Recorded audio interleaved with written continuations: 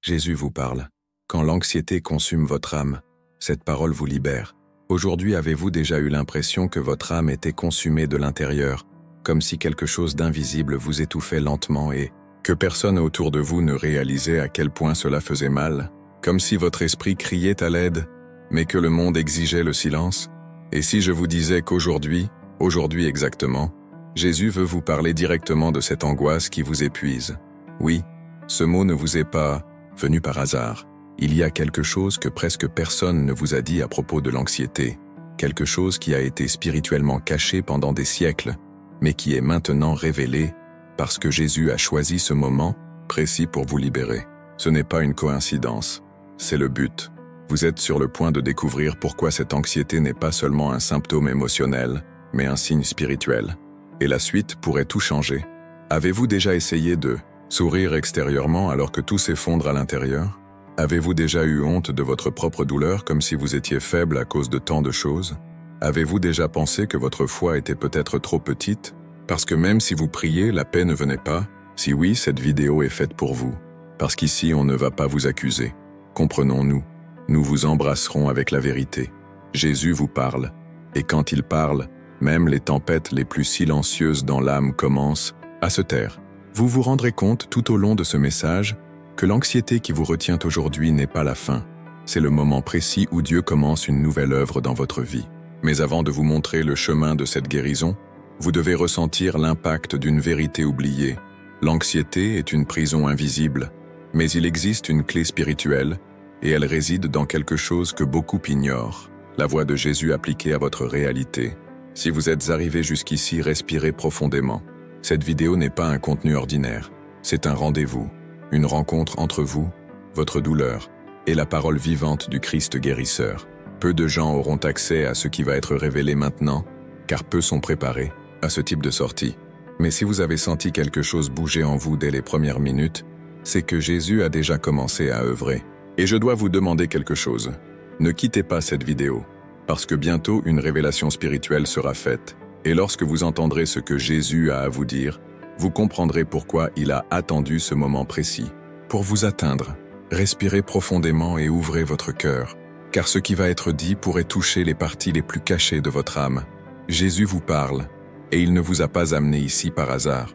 Vous êtes désormais dans un lieu sacré, où le temps n'a pas d'importance, où le bruit extérieur se tait, et où votre douleur est enfin entendue. Ce message véhicule quelque chose que beaucoup n'ont jamais entendu auparavant. Un secret spirituel oublié, une réponse divine à une angoisse qui ronge l'intérieur. Et avant que tu entendes ce qui va tout changer, je dois te demander quelque chose d'important.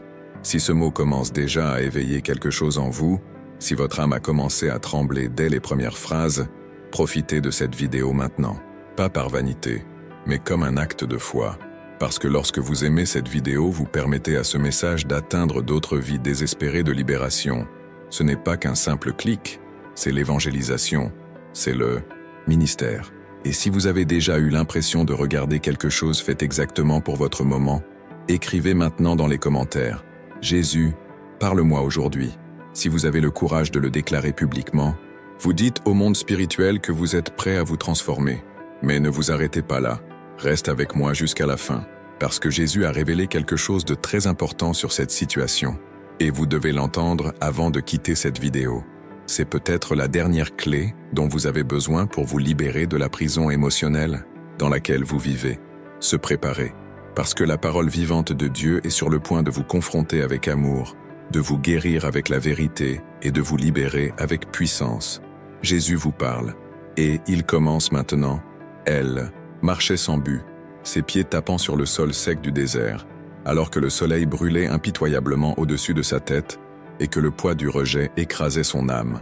Chaque pas qu'Agar faisait dans ce décor aride était aussi un cri silencieux de désespoir, un écho de l'angoisse de quelqu'un abandonné par quelqu'un qui promettait des soins. Elle est renvoyée avec son fils dans les bras, sans direction, sans soutien, sans perspective. Mais ce qui l'a vraiment dévastée, ce n'est pas l'épuisement physique, c'était le silence d'un ciel qui semblait fermé, la douleur de crier intérieurement et d'avoir l'impression que personne n'écoutait. Elle ne pleurait pas seulement faute d'eau ou de pain, elle a pleuré parce qu'on ne la voyait pas, pour avoir été oubliée, pour avoir senti qu'au moment le plus vulnérable de sa vie, Elle était invisible. Et lorsque le garçon, son fils, a commencé à dépérir de soif, la douleur est devenue insupportable. Elle se détourna de lui. Je ne voyais plus. Je ne supportais plus de le regarder. Il s'est assis à quelque distance et s'est mis à pleurer.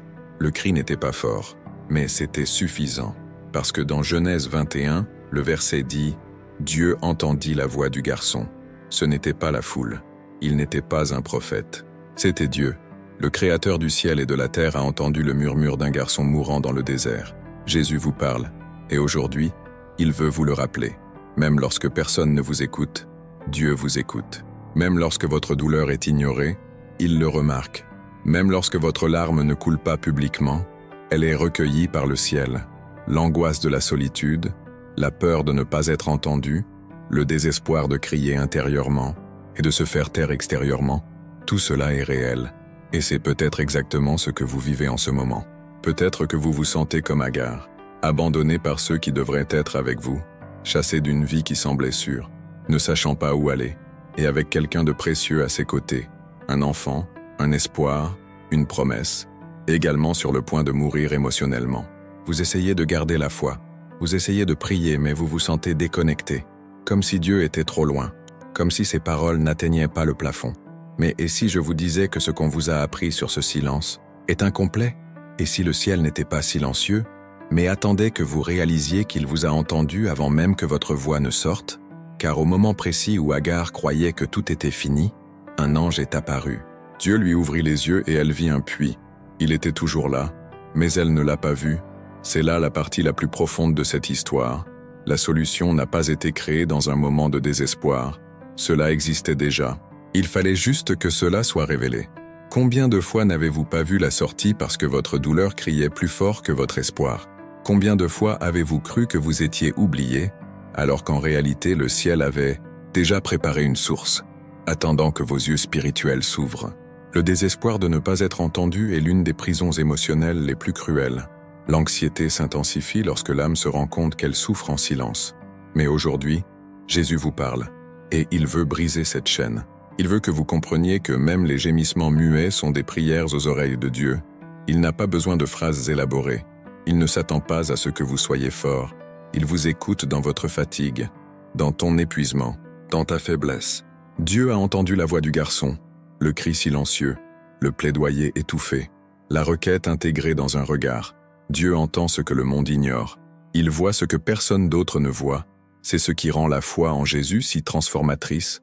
Il ne s'agit pas de crier plus fort. Il s'agit de savoir que même en silence, le ciel vous écoute. Si ce message parle à votre âme, écrivez dès maintenant dans les commentaires avec audace et foi. Jésus m'écoute. Déclarez-le en public, en réponse au monde spirituel. Dites que vous pensez que vous n'êtes pas seul, même lorsque tout semble silencieux. Et maintenant, respirez profondément, parce que ce qui va suivre n'est pas seulement excitant, c'est révélateur. Il y a quelque chose d'encore plus profond dans l'anxiété que presque personne ne réalise. Et lorsque vous le comprendrez, tout cela prendra un sens. Elle aurait pu rester. J'aurais pu choisir de conserver ce que je savais, même si cela signifiait continuer à travers le chagrin, la pauvreté et l'incertitude. Mais quelque chose en Ruth refusait de vivre dans la peur. À ce moment où elle voit sa vie s'effondrer, son mari mort, sa sécurité perdue, son avenir nuageux, elle décide de se lever. Il décide de suivre sa belle-mère, Noémie, vers un lieu inconnu. Et cette décision change tout. Où que vous alliez, j'irai. Avec ces mots, elle rompt les liens avec le passé et entre dans un pays étranger, sans garantie d'acceptation, de subsistance ou de paix. Elle part sans savoir ce qui l'attend. Mais partez, c'est la foi, c'est du courage. C'est le contraire de l'anxiété. Parce que l'anxiété se nourrit de l'illusion du contrôle, de la tentative de tout prévoir, de se protéger de l'incertitude. Ruth n'avait rien, et pourtant il a continué. Parfois, c'est au moment où vous lâchez tout que vous commencez à vous laisser guider par l'esprit. Ruth ne portait aucune promesse visible. Il n'y avait ni vision, ni prophétie, ni ange. Mais il avait une décision, ne pas y retourner. Et ce qui se passe ensuite est surprenant. Dieu commence à assembler les détails invisibles de son histoire avec une précision divine. Elle arrive au pays de Bethléem et, en quête de nourriture, entre par hasard dans le champ de Boaz. Mais ce n'était pas une coïncidence, c'était un but, c'était une direction cachée, c'était le ciel qui bougeait en silence. Jésus vous parle. Et aujourd'hui, il veut vous le rappeler. Il y a des moments où la plus grande foi n'attend pas d'entendre la voix de Dieu. C'est de continuer à marcher même lorsque tout semble silencieux. L'angoisse de ne pas connaître l'avenir peut être paralysante. Vous regardez devant vous et ne voyez rien, juste du brouillard, incertitude, chômage, relations brisées, rêves reportés. Et vous pensez, où dois-je aller maintenant? Mais Ruth nous enseigne quelque chose que l'anxiété moderne tente d'effacer.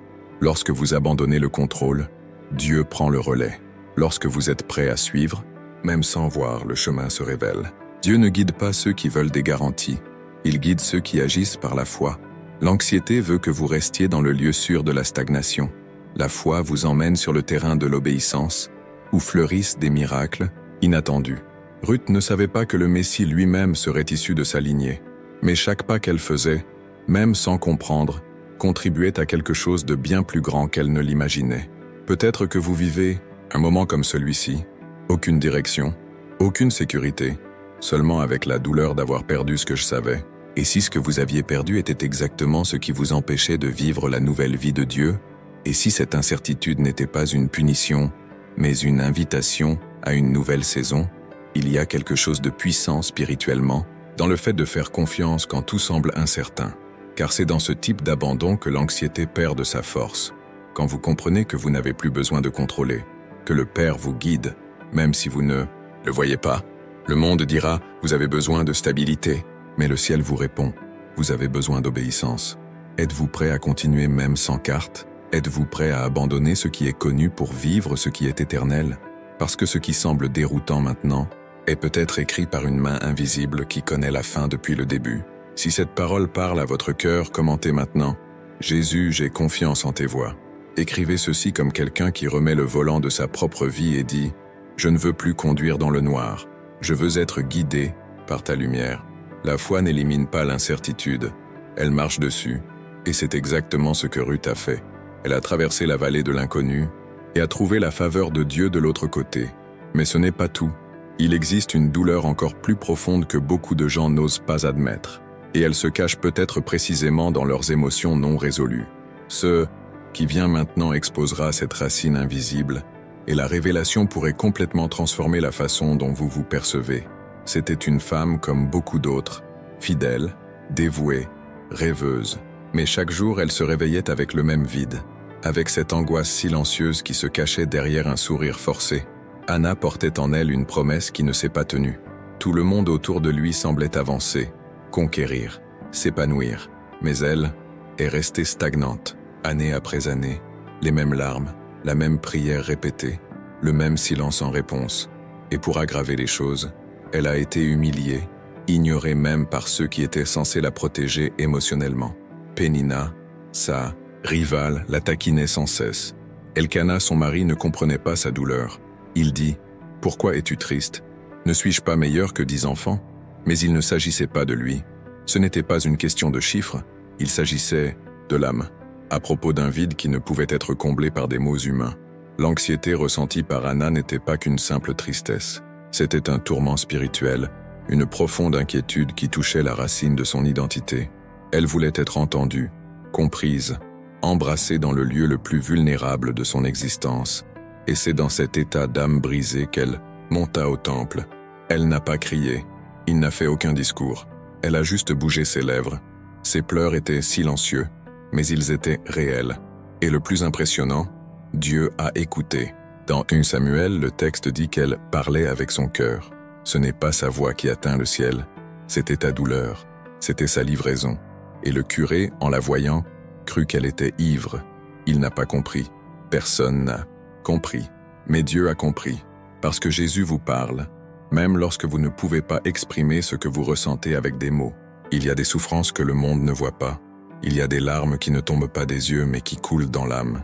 Et c'est là, dans ce territoire caché de l'esprit, que Dieu habite. Peut-être vivez-vous ce qu'Anna a vécu, être invisible même dans les moments les plus sacrés. Le monde autour de vous tourne, et vous attendez quelque chose qui ne semble jamais arriver. Avez-vous déjà pensé à abandonner? Avez-vous déjà pensé que peut-être votre foi ne suffit pas parce que la réponse n'est pas venue? Mais si je vous disais que ce qu'on vous a enseigné sur le silence de Dieu est incomplet? Et si ce silence n'était pas une absence, mais une préparation. Anna ne le savait pas, mais Dieu était en train de générer quelque chose de bien plus grand qu'un fils. Il engendrait un prophète. Samuel n'était pas seulement une réponse. Cela a changé une époque, une graine qui a changé l'histoire d'Israël. Ce que vous attendez peut paraître simple à des yeux naturels, mais c'est peut-être la clé de quelque chose de bien plus grand que vous ne l'imaginez. Votre attente n'est pas vaine. Sa prière murmurée n'a pas été perdue dans le vent. Le ciel archive les larmes. Le ciel répond aux cris que personne n'entend. Et aujourd'hui, Jésus vous parle. Il veut que vous sachiez qu'il n'a pas oublié, que votre douleur ne soit pas ignorée. Ce qui vous consume à l'intérieur est exactement ce qu'il est sur le point de guérir à l'extérieur. Mais pour cela, il faut céder le contrôle. Anna l'a fait. Elle pria, puis s'en alla, et son visage n'était plus triste. Car avant même la réponse, elle avait confiance. Elle n'a pas vu le changement, mais elle a fait confiance au Dieu qui voit tout. Si cette parole brise quelque chose en vous, écrivez-la maintenant dans les commentaires. Jésus est ma force. Ne laissez pas passer cette déclaration, car en commentant, vous libérez votre âme de la prison du silence. C'est dire, au monde spirituel, je crois toujours, même à travers les larmes. Et si ce message vous touche, profitez dès maintenant de cette vidéo comme d'un acte de foi. Votre like est plus qu'un geste.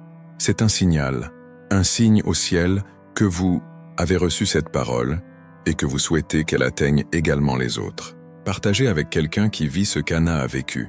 Soyez une chaîne, soyez la réponse, soyez foi.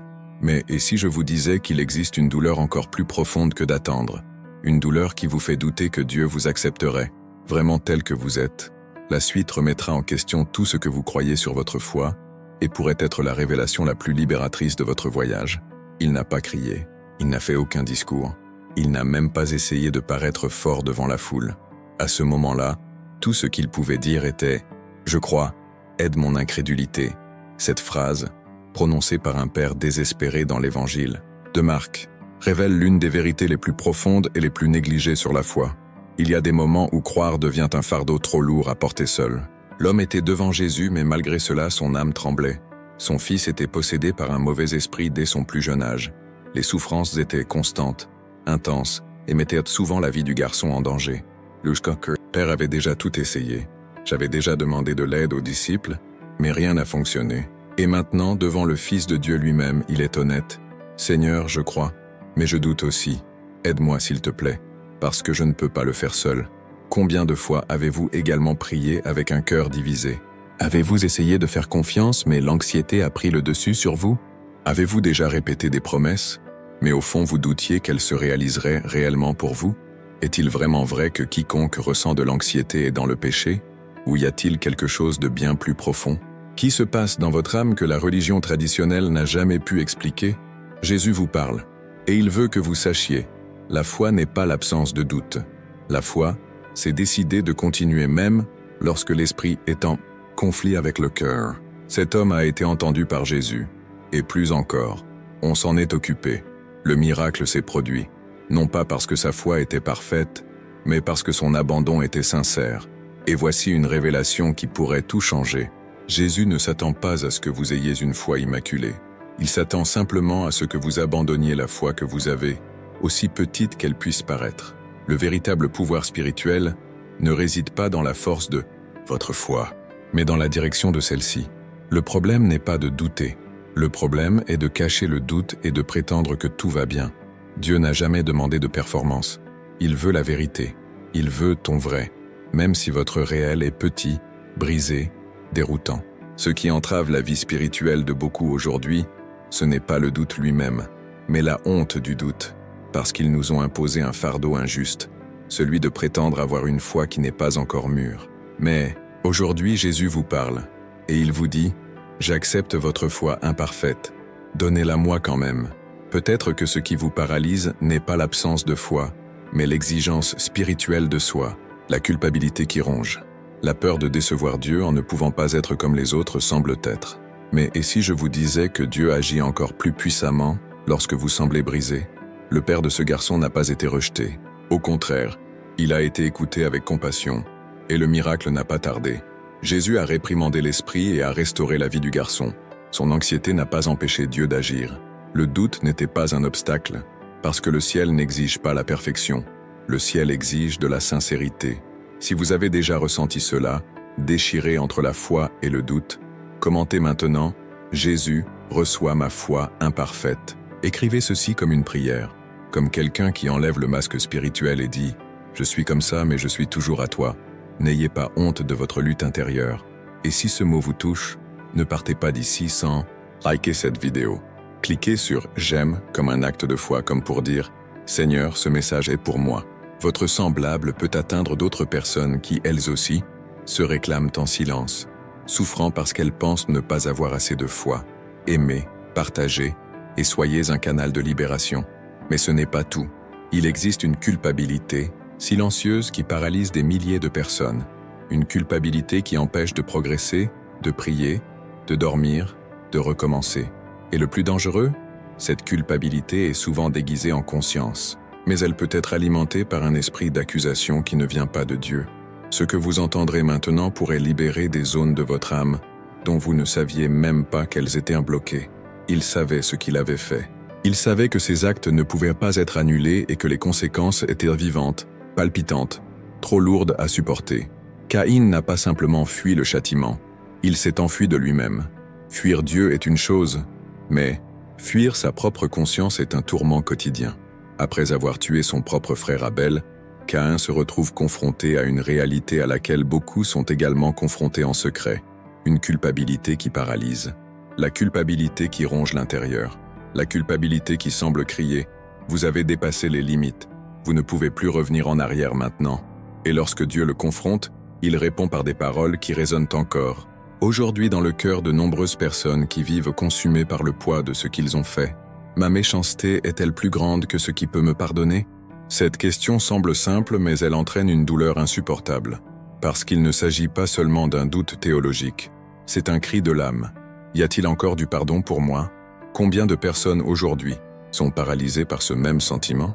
Combien tentent d'avancer mais traînent les chaînes invisibles du passé? Les erreurs qu'ils ont commises, les décisions qu'ils ne peuvent plus annuler, les marques qu'ils ont laissées sur les autres ou sur eux-mêmes.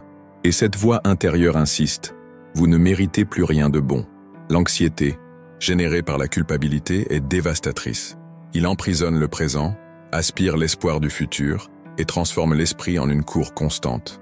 Mais et si je vous disais que ce poids que vous portez ne vient pas de Dieu? Et si la condamnation que vous ressentez était en réalité le plus gros mensonge que l'enfer ait implanté en vous?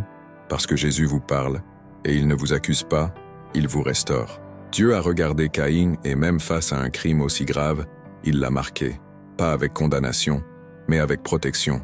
Dieu savait que Caïn devrait parcourir le monde et faire face au jugement des hommes, mais il a anticipé la haine et a marqué non pas le rejet mais la miséricorde. Cela brise les paradigmes, parce qu'on nous a appris que Dieu ne fait que punir.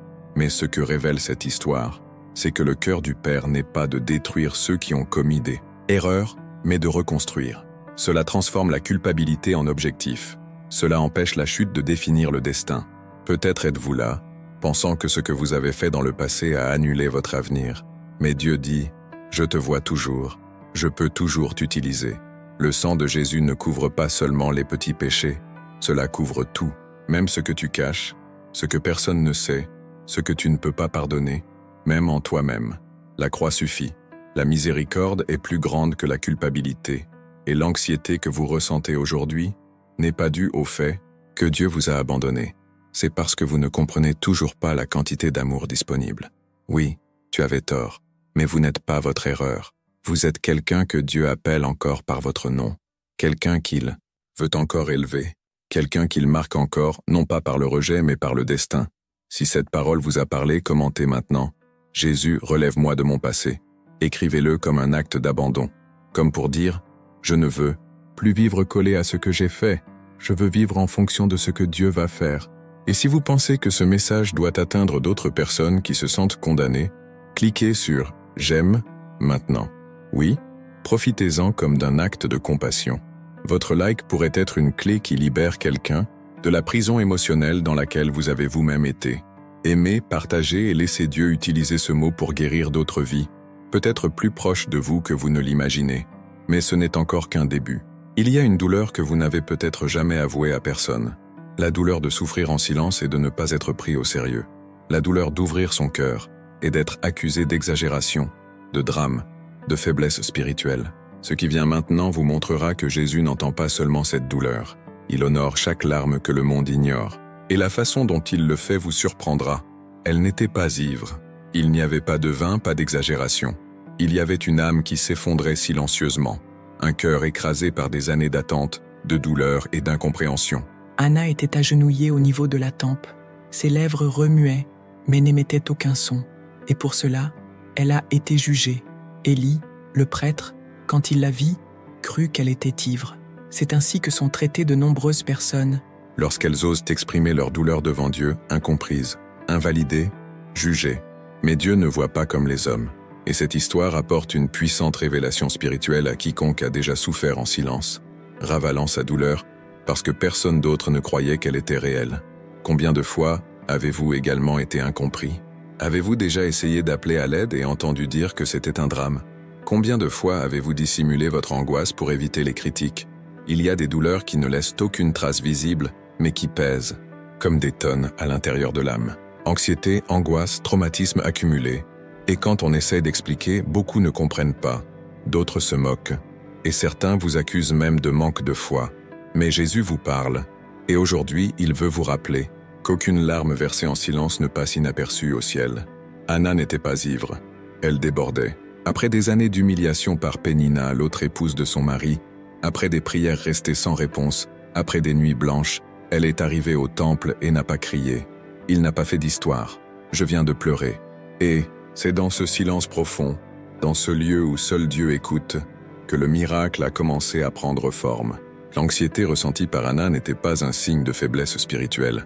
C'était le reflet d'une âme qui continuait à rechercher la présence de Dieu, même quand tout autour disait que cela ne servait à rien. Et voici le point qui peut briser les chaînes dans votre esprit aujourd'hui. Souvent, la douleur la plus profonde de votre vie est le canal exact par lequel Dieu manifestera la plus grande réponse de votre histoire. Parce que pendant que le prêtre la jugeait, Dieu lui rendait visite. Alors que les yeux humains l'ont ignoré, le ciel l'a favorisé. Car dans le royaume de Dieu, celui qui verse est celui qui sera rassasié.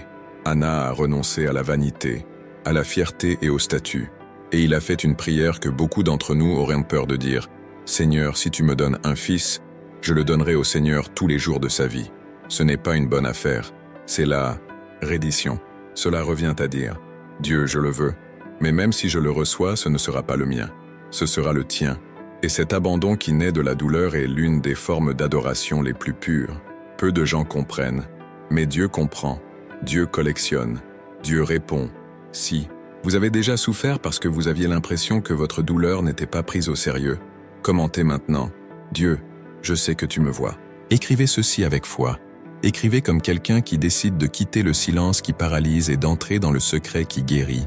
Et partagez cette vidéo avec quelqu'un à qui il faut également rappeler que toute la douleur n'a pas besoin d'être expliquée. Elle doit simplement être soulagée. Et si ce message a touché votre cœur d'une manière particulière, profitez de cette vidéo comme d'un acte de courage spirituel. Votre semblable peut apporter ce mot à quelqu'un qui envisage d'abandonner parce qu'il n'est pas compris. Soyez une chaîne, soyez un instrument, soyez la réponse pour laquelle quelqu'un a prié en silence. Mais ce n'est pas tout, parce que parfois la douleur ne vient pas de l'incompréhension des autres, mais du sentiment d'être trop faible, trop petit, trop incapable de ce que Dieu semble attendre de vous. Ce que vous allez entendre maintenant viendra contredire un mensonge auquel vous avez peut-être cru toute votre vie, selon lequel Dieu n'utilise que l'effort. Se préparer, parce que la vérité qui viendra ensuite pourrait changer tout ce que vous pensez de vous-même. La nuit était sombre et la peur s'était répandue parmi les gens comme un poison silencieux. Ils vivaient sous l'oppression, dominés, asservis émotionnellement et spirituellement par un système qui leur faisait croire qu'ils étaient déjà vaincus avant même de se battre. L'ennemi était cruel, et les journées étaient une répétition de fatigue, de peur et de silence. Au milieu de ce scénario improbable, apparaît un homme oublié, un nom que presque personne ne mentionne dans les offices ou les sermons. Éhude, un gaucher, quelqu'un qui n'avait apparemment rien de spécial, né à une époque où les droitiers dominaient tout, y compris les possibilités. Il n'était pas le plus fort, il n'était pas le mieux préparé, ni le plus remarquable. Mais Dieu l'a choisi, et ça change tout. Dans Juge 3, La Bible dit que le peuple d'Israël cria vers l'Éternel et il leur suscita un libérateur, Éhud. Ce n'était pas un guerrier connu, ce n'était pas quelqu'un qui avait une réputation de courage. C'était justement quelqu'un d'improbable, quelqu'un qui, aux yeux des autres, n'avait peut-être pas le profil attendu d'un héros. Éhud était gaucher, ce qui, à l'époque, était presque considéré comme un handicap. Mais c'est précisément cette faiblesse que Dieu a utilisée comme stratégie pour vaincre le roi oppresseur Églon. Alors que l'ennemi s'attendait à une attaque prévisible, venant de la main droite, comme c'est toujours le cas, Dieu a utilisé le côté auquel personne ne s'attendait, la gauche, le méprisé, l'oublié, l'improbable. Éhud entra dans la chambre du roi avec un poignard caché sur le côté droit de sa cuisse, un endroit où personne ne regardait, car personne n'attendait quoi que ce soit d'un gaucher. Il a utilisé exactement ce qui semblait être une limitation pour accomplir le plan de Dieu. Maintenant, réfléchissez à la force de ce message. Combien de fois vous êtes-vous senti trop faible pour continuer? Combien de fois avez-vous pensé « Je n'ai pas ce qu'il faut, je ne suis pas assez bon, je ne suis pas né » pour gagner? Peut-être avez-vous été marqué par des propos qui vous ont rabaissé, par des expériences qui vous ont rabaissé, par des comparaisons qui ont détruit votre estime de soi. Peut-être que votre anxiété d'aujourd'hui vient précisément du sentiment d'impuissance, de ce sentiment silencieux que vous vous battez avec des armes qui ne fonctionnent pas, alors que le monde exige une force que vous n'avez pas. Mais est-ce vraiment une faiblesse? Ou est-ce que ce que vous appelez la limitation est en réalité la partie que Dieu utilisera comme arme de libération? Avez-vous déjà pensé que votre main gauche, cette partie de vous que personne n'apprécie, qui semble inadéquate, pourrait être précisément l'instrument par lequel Dieu accomplira quelque chose que personne n'attend?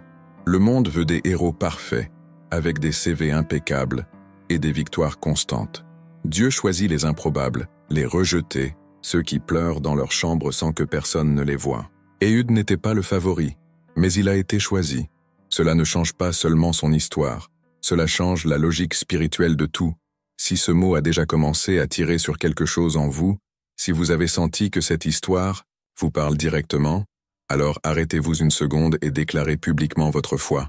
Appuyez sur le bouton « J'aime dès maintenant ». Ce n'est pas seulement un geste numérique, c'est un acte de foi. Votre semblable peut être l'instrument de Dieu pour atteindre d'autres vies, qui, comme vous, se sentent trop faibles pour continuer. Ne le gardez pas pour vous. Permettez à ce mot d'aller plus loin. Et si vous avez le courage de déclarer que même lorsque vous êtes faible, Dieu peut encore vous utiliser, commentez maintenant. Ma faiblesse est l'arme de Dieu. La vérité que presque personne ne veut accepter est que la foi n'exige pas une force totale, nécessite une livraison. Et ce qui paralyse beaucoup de gens aujourd'hui, ce n'est pas l'absence de foi, c'est le poids de penser qu'ils doivent être en parfaite condition pour que Dieu les utilise. Mais Jésus vous parle. Ce n'est pas votre force qui active le ciel, c'est votre reddition. Le moment où vous reconnaissez que vous ne pouvez plus le faire seul, c'est précisément lorsque le ciel bouge pour faire ce à quoi personne ne s'attendait. Éhud a libéré une nation avec une arme cachée dans les limites. Et toi, Dieu, ne peut-il pas libérer votre maison, votre esprit, votre histoire? Du point que vous avez toujours essayé de cacher, tout ne tenait qu'à un fil. Abigaël sentait la tension dans ses os, comme si le sort de nombreuses personnes dépendait de ce qu'elle portait dans ses mains et dans ses paroles. Elle avait entendu les domestiques murmurer, le désespoir parcourant les couloirs de sa maison. David arrive. Il est furieux. Il vient avec une épée. Et elle savait pourquoi. Nabal, son mari, avait rejeté, moqué et humilié le futur roi d'Israël. Tandis que l'orgueil de Nabal l'aveuglait, Abigail voyait clair. Si rien n'était fait, il y aurait du sang versé. Et c'est à ce moment qu'elle fait quelque chose d'improbable, presque impensable pour une femme de son temps. Elle monte un « Anne fait le plein » et se met entre le danger et les gens qu'elle aime. Seule, aucun soutien, aucune garantie, sans même savoir si elle reviendrait vivante. Elle s'approche de David, se jette à terre, assume une culpabilité qui n'était pas la sienne et dit « La transgression soit sur moi, mon Seigneur ». 1 Samuel 25, 24. Ce geste, cet abandon, ce sens des responsabilités qui portent le poids du monde sur vos épaules, vous semble familier? Combien de fois as-tu été Abigaël? Combien de fois avez-vous eu l'impression que si vous ne faisiez pas quelque chose, tout s'effondrerait, qu'il dépendait de vous de maintenir la paix, de soutenir la maison, de guérir la douleur des autres, de protéger ceux qui ne voient même pas ce qui va se passer? Peut-être qu'aujourd'hui vous êtes comme elle, épuisé, épuisé émotionnellement, avec un cœur fatigué d'éviter des tragédies qui n'ont même pas été causées par vous. On entend des combats, on sent la tension dans l'air, on sent la fureur approcher. Et pourtant personne ne semble se rendre compte à quel point il est difficile d'être le pilier qui tient tout ensemble. Abigail nous enseigne que, même seule, une attitude courageuse peut changer le destin. Mais cela révèle aussi une douleur profonde, celle de ceux qui assument le poids que d'autres refusent de porter. Et cette douleur, cette surcharge émotionnelle, porte aujourd'hui un autre nom, l'anxiété. Votre anxiété vient-elle réellement d'une faiblesse émotionnelle? Ou vient-elle de la force mal interprétée de quelqu'un qui a toujours tenté de sauver le monde seul? Elle regarda sa sœur avec des yeux remplis de quelque chose qui ressemblait à de la colère, mais qui était de la douleur. Chaque geste, d'affection que Léa recevait, chaque attention que Jacob lui accordait était comme un couteau qui pénétrait plus profondément dans son âme. Rachel, la bien-aimée, la favorite, la femme dont la beauté avait captivé le cœur d'un homme pendant 14 années de service, se retrouvait désormais dans une prison sans barreaux, l'infertilité. La Bible rapporte un cri venant de son intérieur, une demande qui ressemblait plutôt à du désespoir. « Donnez-moi des enfants, ou je mourrai » Genèse 30, 1. Cette déclaration n'était pas seulement un désir de maternité, c'était le cri d'une âme déchirée par la comparaison, par la pression, par le sentiment d'être laissé pour compte tandis que d'autres avancent. Avez-vous déjà ressenti cela? Comme si vous étiez dans une course où tout le monde semble obtenir des bénédictions, mariage, enfants, réussite, reconnaissance, et que vous étiez toujours au même endroit, avec les mêmes demandes, avec les mêmes larmes silencieuses comme toujours? Rachel se savait aimée, mais cela ne la libérait pas de l'angoisse d'être insuffisante à ses propres yeux. Et voici une vérité à laquelle personne ne veut faire face. L'amour humain ne résout pas la douleur spirituelle. Vous pouvez être admiré à l'extérieur tout en vous sentant rejeté à l'intérieur. Vous pouvez être applaudi en public et vaincu dans la solitude de votre chambre. L'anxiété de comparaison est l'une des douleurs les plus insidieuses de l'âme. Elle se cache derrière des sourires, mais se nourrit du silence. Vous ouvrez Instagram et voyez une vie parfaite, mais est-elle réelle? Vous entendez les gens vous remercier pour vos réalisations et vous vous demandez si ce sera un jour votre tour. Et le cœur se serre, la poitrine fait mal et l'âme se fatigue. Rachel voulait tellement être mère qu'elle a placé sa servante dans les bras de son mari. Et même après cela, la douleur est restée, parce que la comparaison ne guérit pas. Les victoires des autres. La guérison survient lorsque l'identité est ancrée dans ce que Dieu dit, et non dans ce que le monde affiche. Peut-être qu'aujourd'hui vous regardez aussi autour de vous, et vous demandez pourquoi Dieu ne vous a pas donné ce que vous demandez tant. Et si le problème n'était pas le timing de Dieu, mais l'anxiété de son regard? Et si ce qui tue votre espoir n'était pas l'attente, mais la comparaison? Croyez-vous vraiment que le fait que votre bénédiction ne soit pas encore arrivée signifie que Dieu vous aime moins? Mesurez-vous votre valeur par les bénédictions visibles pendant que le ciel œuvre dans l'invisible? Rachel croyait au mensonge selon lequel sa vie n'aurait de sens que si elle était comme celle de sa sœur. Et ce mensonge a détruit de nombreux cœurs jusqu'à ce jour. Des gens qui ont la santé, des moyens de subsistance et même de l'amour, mais qui se sentent malheureux parce qu'ils sont dépendants des mesures des autres. Jésus vous parle maintenant. Arrêtez de comparer votre trajectoire avec celle de ceux qui ne portent pas votre vocation. Son plan pour votre vie est unique, précis, et ne sera pas exécuté sur une chaîne de production. Dieu ne travaille pas avec des copies. Il génère des promesses personnalisées. Avez-vous déjà remarqué à quel point la comparaison tue le contentement? Vous pourriez vivre une phase de paix, mais si quelqu'un publie une réalisation que vous n'avez pas encore eue, tout à coup, tout ce que vous avez semble peu de choses. Cette douleur émotionnelle est invisible mais féroce, et cela conduit beaucoup de gens vers un abîme intérieur, d'estime de soi, de foi, d'identité. Mais aujourd'hui, le Saint-Esprit expose cette blessure à soigner. Parce que Jésus vous parle, vous n'avez rien à prouver à personne. Vous n'avez pas besoin de courir contre qui que ce soit. Il faut juste avoir confiance. Dieu se souvient de Rachel. Oui, elle a donné naissance à Joseph, mais pas parce qu'elle méritait plus, ni parce qu'elle souffrait davantage. On se souvient d'elle parce que Dieu agit lorsque le cœur s'abandonne, et non lorsque le cœur est en compétition. Dieu n'agit pas par envie, il agit par foi. Si ce mot vous a confronté, écrivez dans les commentaires. Jésus me libère de la comparaison. Ne le gardez pas pour vous. Permettez que cette graine parvienne également à ceux qui ont souffert en silence. Partagez, car peut-être que quelqu'un est coincé dans ce même cycle d'anxiété, et ce mot est la clé pour le libérer. Si ce message vous a parlé, cliquez sur « J'aime » comme un acte de foi. Votre semblable peut être l'instrument de Dieu pour atteindre d'autres vies. Mais attendez, et si je vous disais qu'il existe un personnage biblique qui est confronté à quelque chose d'encore plus profond, la douleur de paraître invisible même aux yeux des prêtres? Ce que vous entendrez ensuite pourrait complètement changer votre façon d'affronter le silence et l'humiliation. Il faisait nuit et le temple était silencieux. Les lampes brûlaient toujours, mais le monde autour d'elle semblait suspendu, attendant quelque chose. Un garçon allongé, les yeux mi-ouverts, peut-être trop fatigué pour comprendre, mais suffisamment éveillé pour entendre. « Samuel, Samuel !» 3 fois il a écouté. À 3 reprises, il répondit en courant vers Élie le prêtre, pensant que c'était lui qui l'appelait. Jusqu'à ce qu'Élie comprenne. Ce n'était pas une voix humaine. C'est Dieu lui-même qui a appelé ce garçon. Un garçon qui ne connaissait pas encore personnellement le Seigneur. Un garçon au milieu du chaos d'une nation spirituellement confuse, où la parole de Dieu était rare et les visions rares. Un garçon qui est devenu prophète, non pas parce qu'il était expérimenté, mais parce qu'il était prêt à écouter. Parle, Seigneur, car ton serviteur entend. 1 Samuel 3:10. Cette réponse simple est porteuse d'un pouvoir profond, la volonté d'écouter, même lorsque tout semble silencieux, disponibilité pour discerner la voix de Dieu, même lorsque les bruits d'anxiété crient plus fort. Combien de fois votre esprit s'est-il arrêté face au désespoir d'une direction claire? Combien de fois avez-vous prié, cherché, essayé d'écouter, mais tout ce que vous avez reçu était le silence?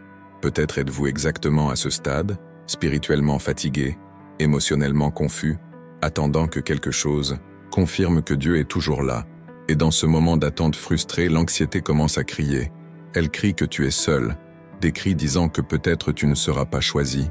Il crie que sa foi est peut-être trop faible pour susciter une quelconque réponse. Et si ce silence était l'invitation la plus forte que le ciel puisse faire? Et si ce que vous interprétez comme une absence était en réalité le début d'une vocation? Parce que Jésus vous parle, et ce n'est pas toujours avec du tonnerre, des éclairs ou des visions. Parfois, il parle à voix basse dans votre esprit, une sacrée nuisance, une envie de chercher même quand rien ne semble avoir de sens. Un contact doux disant « Je suis là ». Avez-vous déjà pensé que l'anxiété spirituelle que vous ressentez est peut-être moins liée au doute qu'à l'attente non traitée? Nous attendons de Dieu qu'il parle comme nous le voulons, quand nous le voulons, de la manière que nous planifions. Mais Dieu n'est pas un messager à notre disposition. Il est le Seigneur, et son discours ne s'adapte pas à notre emploi du temps. Il façonne notre esprit pour le moment opportun.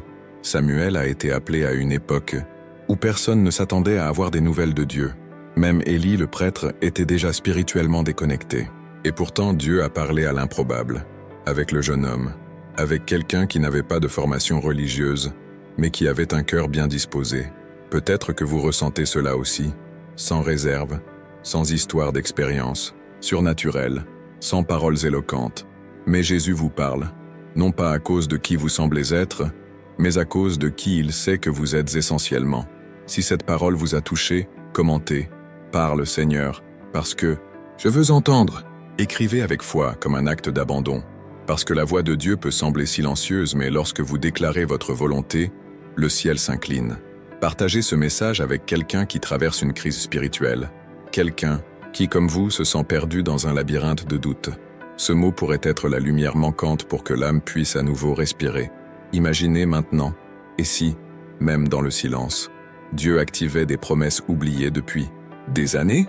Ce que vous découvrirez ensuite changera votre façon de voir même les retards les plus douloureux. L'encens montait lentement dans le temple, le silence était solennel, et Zacharie se tenait devant l'autel. Son corps était déjà fatigué par le temps, ses yeux marqués par des décennies d'attente, et sa foi, peut-être ébranlée par le silence divin qui durait des années. C'était un prêtre, quelqu'un qui connaissait les promesses de Dieu, quelqu'un qui servait dans le temple, quelqu'un qui priait tous les jours. Mais même ainsi, après avoir reçu la visite de l'ange et appris qu'il allait devenir père, sa réaction n'a pas été de célébration. C'était douteux. Comment le saurais-je? Car je suis vieux. Luc 1, 18. La réponse du ciel fut directe. Il resterait muet jusqu'à la naissance de la promesse. Et dans ce silence imposé, quelque chose s'est créée. Parce que parfois Dieu fait taire notre voix pour amplifier la sienne. Avez-vous déjà ressenti cela? Fatigué d'attendre si longtemps pour quelque chose qui ne semble pas arriver? Avez-vous tellement prié que vos paroles ont perdu leur saveur, et maintenant vous parlez par obligation, mais votre cœur est silencieux? Peut-être que le temps a refroidi vos attentes.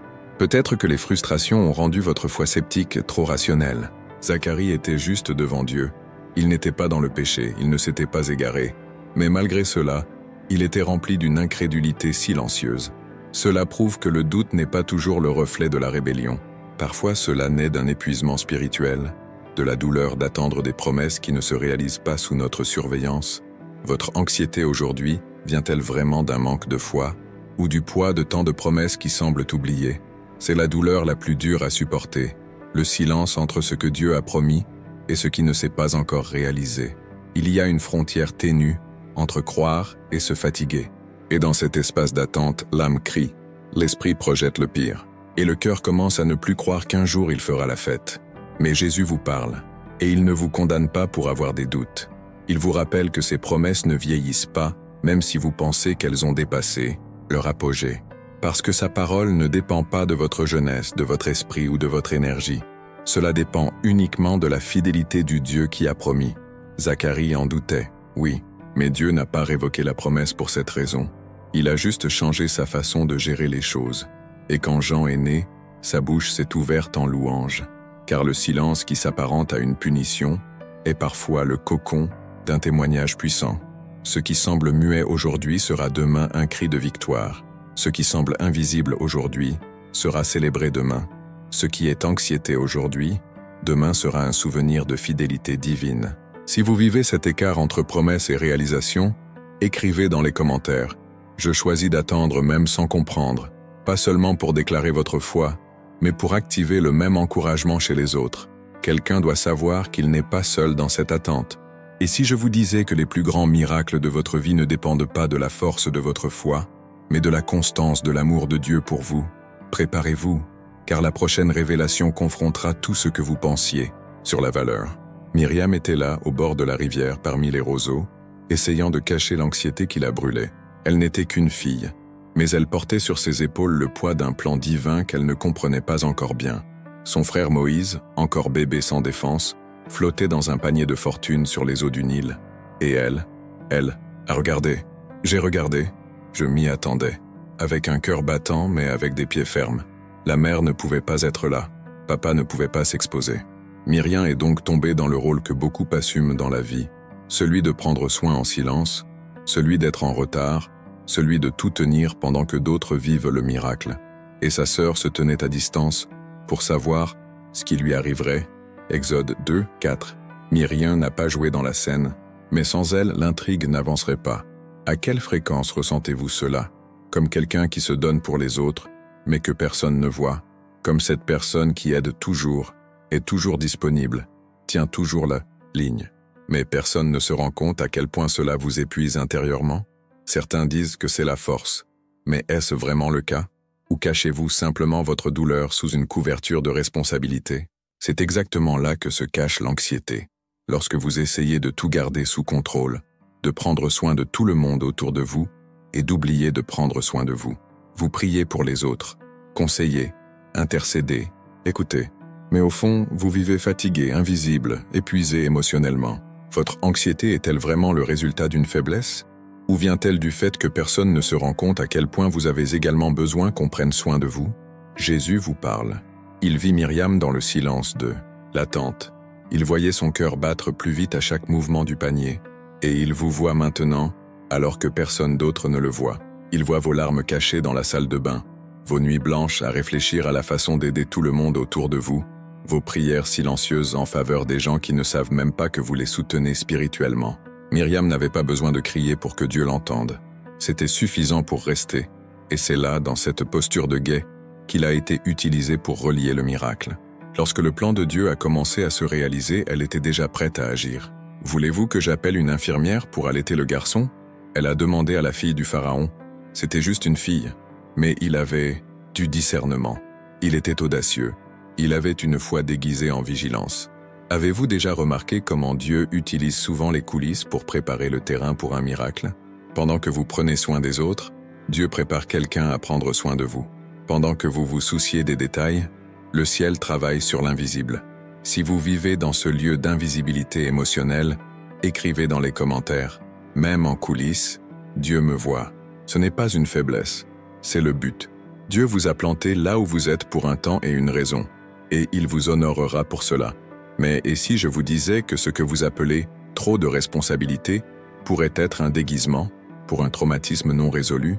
Ce qui arrive maintenant peut affecter des domaines de votre vie que vous pensiez déjà surmonter. La maison semblait silencieuse. Pas un silence paisible, mais le genre de silence qui crie à l'intérieur. La femme sunamite portait dans ses bras un fils qui, jusqu'à quelques heures auparavant, était tout ce qu'elle croyait être la réponse de Dieu à sa douleur la plus profonde. L'enfant est mort dans ses bras. Et pourtant, lorsqu'on lui a demandé, elle a répondu « Tout ira bien ». Comment quelqu'un peut-il dire cela alors que la douleur palpite encore si vivement dans sa poitrine? Comment est-il possible de déclarer la paix face à une perte aussi grande? Elle n'a pas nié sa douleur. Elle l'a cachée, pas par fierté, mais par la foi. Ou peut-être parce que je ne sais pas crier. Êtes-vous déjà allé dans cet endroit où même vos larmes sont silencieuses? Où l'anxiété ne vient pas d'une situation spécifique, mais d'une accumulation de douleurs non traitées, de chagrins non pleurés, de pertes que personne ne comprend, ni même ne remarque? La femme sunamite ne cherchait pas de réconfort. Elle partit chercher une réponse. Alors que la plupart attendaient avec résignation, elle monta sur l'âne et partit à la rencontre du prophète.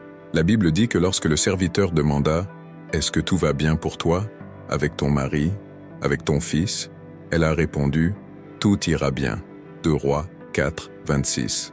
Mais il ne le ferait pas, et Dieu le savait. Avez-vous déjà remarqué que nous apprenons parfois à nous protéger avec des phrases toutes faites? Je vais bien, ça va passer, tout va bien, mais à l'intérieur, l'âme s'effondre. L'anxiété étouffe, la peur paralyse, la douleur consume. Cacher sa douleur équivaut-il à avoir la foi, ou évitez-vous simplement de faire face à ce qui a vraiment besoin d'être guéri? Jésus vous parle. Il a vu cette femme dire « Tout ira bien », alors que tout s'écroulait. Il vous voit lorsque vous souriez extérieurement mais pleurez intérieurement. Quand tu restes fort pour tout le monde, mais que tu ne sais plus où trouver la force. Lorsque vous répondez « Amen » lors des offices, mais que vous rentrez chez vous et que vous vous sentez vide. La foi de la sunamite ne consistait pas à nier sa douleur, mais à savoir où chercher la guérison. Elle savait que le prophète représentait la voix de Dieu. Et vous, où avez-vous cherché de l'aide? Dans les réponses humaines, en distraction? Ou avez-vous le courage de gravir la montagne et de crier à la présence réelle du Dieu qui ressuscite même ceux qui sont déjà morts dans ses bras? Si vous comprenez que vous vivez avec une douleur invisible, commentez maintenant. Dieu sait ce que personne ne voit. Sa réponse commence par cette déclaration de courage. Dieu n'a pas besoin de grands cris pour agir. Parfois, il suffit d'un murmure de foi. La sunamite n'a pas demandé de fils, mais il l'a reçu. Elle n'a pas demandé la guérison, mais il a vu la résurrection. Et tout cela parce que, même dans le silence, sa foi était plus grande que son angoisse. Si ce mot a touché votre âme, cliquez sur « J'aime » comme un acte de foi. Vous ne savez pas combien de personnes peuvent être atteintes avec ce seul geste. Mais attendez, ce qui se passe dans la prochaine histoire va bouleverser l'un des plus gros mensonges que vous croyez sur vous-même. Naaman était un homme respecté et puissant, admiré par beaucoup. Mais derrière l'armure, derrière le prestige, derrière les vêtements et les titres, il y avait quelque chose qu'il cachait de toutes ses forces. Sa lèpre, ce que personne ne pouvait voir, mais qui consumait son âme en silence. Une blessure qu'il gardait sous contrôle aux yeux des autres, mais qui lui rappelait chaque jour qu'il y avait quelque chose qui n'allait pas, quelque chose qu'il ne pouvait pas surmonter seul. Est-ce que vous portez aussi quelque chose comme ça? Un vide que personne ne remarque? Une anxiété que vous camouflez avec de la productivité? Une tristesse que vous couvrez de sourires sur les réseaux sociaux, mais qui ne vous laisse pas dormir? Naaman représente des millions de personnes qui de l'extérieur semblent bien, mais à l'intérieur, sont au bord de la dépression émotionnelle. Parce que le corps peut le supporter, mais l'âme crie. Mais c'était un lépreux. Ce verset est l'une des phrases les plus courtes et les plus puissantes de la Bible, 2 Rois 5, 1. Parce que cela détruit l'illusion de la perfection. Il montre que même les grands hommes, même les dirigeants, même ceux qui commandent des armées, saignent. Naaman a eu des victoires extérieures, mais des douleurs intérieures, comme beaucoup aujourd'hui. Vous êtes-vous déjà demandé pourquoi vous avez tout pour être heureux, mais avez l'impression qu'il manque toujours quelque chose? Avez-vous déjà eu l'impression d'essayer toujours de surcompenser, de toujours cacher ce que personne ne peut savoir? Votre problème est-il un manque de foi, ou avez-vous simplement appris à trop vous protéger, même de Dieu? Jésus vous parle. Il est temps d'arrêter de cacher votre lèpre émotionnelle. Naaman n'a été guéri que lorsqu'il a ôté son armure et descendu de cheval et a plongé dans le Jourdain, non pas une, mais 7 fois. Était-ce humiliant? Oui. Était-ce facile? Non, mais c'était nécessaire. Voulez-vous une libération ou voulez-vous simplement un soulagement? Voulez-vous une guérison ou juste un autre déguisement émotionnel? Naaman n'a pas été guéri tant qu'il n'a pas accepté la direction de Dieu, même si cela n'avait aucun sens. Dieu lui a dit de plonger dans une rivière commune. Ce n'était pas quelque chose de grand, mais l'obéissance a déclenché le miracle. Peut-être que votre guérison ne viendra pas par quelque chose de spectaculaire, mais par de simples étapes de foi. Ouvrir votre cœur, chercher de l'aide, prier sincèrement, exposer votre âme à Dieu, parce qu'il le sait déjà. Ce que vous essayez de cacher, Dieu a déjà décidé de le guérir. Si ce message vous confronte, commentez. Maintenant, je refuse de vivre caché. C'est le genre de foi qui touche le ciel. Naaman a été transformé parce qu'il a eu le courage de se déshabiller, non seulement de ses vêtements, mais aussi de sa fierté. Êtes-vous prêt à faire de même? Combien vivent dans l'anxiété, non pas par manque de foi, mais par peur de montrer leur faiblesse? Le monde vous apprend à paraître fort. Jésus vous invite à être vrai. Naaman est sorti du Jourdain avec sa peau restaurée et son âme purifiée. Il n'était pas seulement guéri, il connaissait le vrai Dieu. Et voici la partie la plus impressionnante de cette histoire. Le miracle que vous attendiez pourrait se trouver là où vous appréciez le moins. Thomas marchait parmi les apôtres, mais à l'intérieur, il était en morceaux. Il avait vécu avec Jésus, entendu ses paroles, vu ses miracles, ressenti de si près sa présence. Mais maintenant tout semblait perdu. La croix lui avait volé tout espoir. La douleur de la perte était si forte que lorsque d'autres disaient « Nous avons vu le Seigneur », Thomas ne pouvait tout simplement pas y croire. Et qui peut lui en vouloir? Combien de fois avez-vous également été écrasé par quelque chose qui vous a tellement blessé que même votre foi a semblé s'évaporer? Thomas n'a pas douté par rébellion. Il en doutait car il était cassé. Son doute était le cri d'une âme blessée. Est-il vraiment vrai que ceux qui doutent sont moins croyants? Ou le doute est-il souvent le dernier fil de sincérité qui nous reste? À moins que je ne voie la marque des clous dans ses mains et que je ne mette mon doigt à la place des clous, je ne le croirai jamais. Jean 20, 25. Thomas n'a pas demandé de nouvelles révélations. Il voulait juste voir les cicatrices. Il voulait juste savoir si celui qui prétendait être le Sauveur avait réellement vécu ce dont lui-même ne supportait pas de se souvenir. Il voulait savoir si Jésus portait encore des marques, parce qu'il portait aussi ses marques. Et c'est exactement ce que Jésus a montré. Il n'a pas réprimandé Thomas. Il ne l'a pas expulsé du cercle des apôtres. Il ne l'a pas accusé d'être faible. Jésus est apparu justement à cause de lui, traversant les murs et touchant l'incrédulité avec miséricorde. Posez votre doigt ici et voyez mes mains. C'est ainsi qu'il a répondu au doute avec amour. Il le fait toujours. Jésus vous parle. Il ne se détourne pas de votre doute. Il s'approche d'elle. Peut-être que votre esprit est divisé, plein de questions sans réponse, étouffé par l'anxiété et ce sentiment tenace que vous ne croyez pas comme vous le devriez. Mais la foi que Jésus accepte ne feint pas la force. C'est celui qui expose la faiblesse. La vraie foi n'est pas parfaite. Elle traîne, elle trébuche, mais elle crie quand même. Thomas a dû le toucher pour le croire, et Jésus l'a permis. Votre foi a-t-elle également besoin d'être stimulée aujourd'hui? Avez-vous le courage de demander à Jésus de vous montrer qu'il est toujours là? Commente maintenant. Jésus, je veux toujours croire, même avec mes doutes. Déclarez cela comme une confession vivante et sincère. Il n'est pas nécessaire de tout comprendre pour être aimé de Dieu. Il ne s'attend pas à ce que vous soyez une forteresse. Il s'attend à ce que vous disiez la vérité. Thomas a terminé cette réunion en prononçant l'une des déclarations les plus fortes du Nouveau Testament. « Mon Seigneur et mon Dieu ». C'était comme si le doute le conduisait à la révélation, la plus profonde. Jésus n'a pas ignoré leurs questions. Il a répondu avec présence. Et c'est la différence entre la religion et la relation. La religion exige des certitudes. La relation avec le Christ accueille même ceux qui sont encore fragmentés. Croyez-vous vraiment que Dieu est déçu par votre faiblesse? Ou est-ce justement là qu'il veut se révéler avec plus de puissance? C'est pourquoi Jésus apparaît encore aujourd'hui, non pas aux parfaits, mais à ceux qui cherchent encore. Et voici la partie la plus surprenante de cette histoire. Le doute qui selon vous, vous éloigne de Dieu, pourrait être exactement ce qu'il utilisera pour vous rapprocher comme jamais auparavant. Les retrouvailles semblaient improbables. Il y a eu des années de blessures accumulées, d'histoires non résolues, de paroles non prononcées et de blessures ouvertes qui refusaient de guérir. Ésaü venait à la rencontre de Jacob. Ce n'était pas un simple câlin entre frères, c'était un choc de souvenirs, un bilan possible, ou un miracle. Jacob, anxieux, craignait le pire.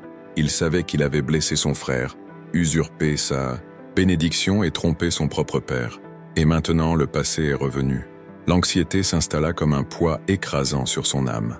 L'esprit ne s'est pas arrêté. Et si Ésaü était toujours en colère? Et si pardonner n'était pas une option?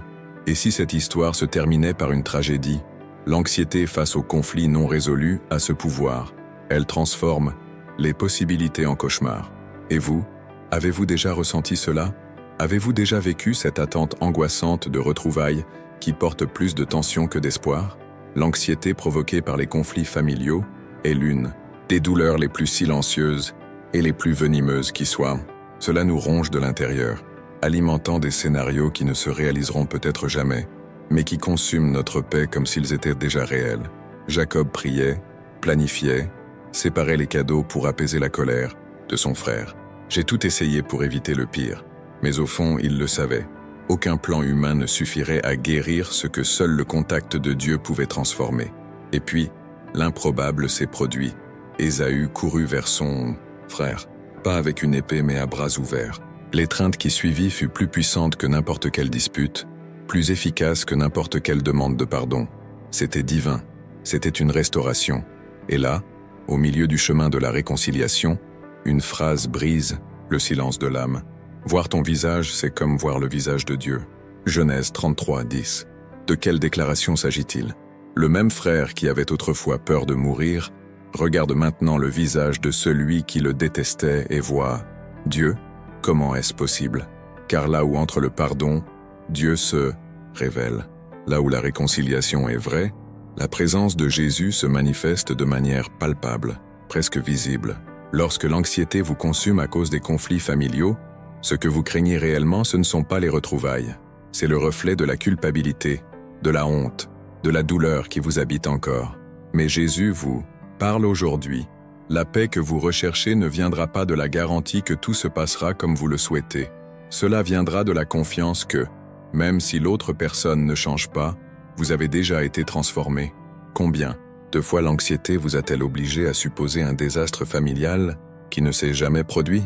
Combien de fois avez-vous arrêté de vivre dans le présent en essayant de vous préparer à des douleurs futures qui n'existaient que dans votre tête? La Bible ne dit pas qu'Ésaü a été averti par un ange. Il n'y a aucun rapport selon lequel il aurait eu une rencontre surnaturelle avant ce moment. Le miracle s'est produit là, dans la chaleur de l'étreinte, dans la simplicité de deux cœurs abandonnés. Cela nous montre que nous recherchons souvent des preuves, des garanties et des signes pour agir, alors que tout ce que Dieu attend, c'est notre courage d'obéir. L'étape de la foi précède la confirmation. Jacob n'a vu le miracle que parce qu'il a décidé de marcher. Avez-vous déjà pensé que peut-être votre guérison émotionnelle réside précisément dans les retrouvailles que vous évitez depuis des années? N'est-il pas temps d'arrêter de fuir la conversation qui pourrait être le début de la libération pour laquelle vous priez? Ou préférez-vous continuer à vivre captif d'une histoire non résolue? Car oui, il est plus facile de garder ces distances que de faire face à un inconfort. Mais c'est dans le malaise que Dieu agit. C'est dans la tension qu'il se transforme. Si ce mot vous confronte, commentez tout de suite « Jésus, donne-moi le courage d'affronter ce que j'ai évité pendant si longtemps ». Votre commentaire n'est pas seulement un discours, c'est un acte de foi. C'est comme si vous remettez ce nom que vous n'avez pas prononcé depuis des années entre les mains de Dieu. Ce parent, ce père, ce frère, ce fils. Et Jésus vous parle. Le pardon que vous offrez peut être le pont vers le miracle dont l'autre ne sait même pas qu'il a besoin. Et si je vous disais que votre anxiété face au conflit est en fait un signe que Dieu est sur le point de guérir non seulement la relation, mais aussi votre identité blessée, l'étreinte entre Ésaü et Jacob n'a pas effacé le passé. Mais cela montre que Dieu est plus grand que le passé. L'anxiété crie « Et si ça ne marche pas ?» Jésus murmure « Et si c'était mieux que tu ne l'imagines ?» Maintenant, respirez profondément.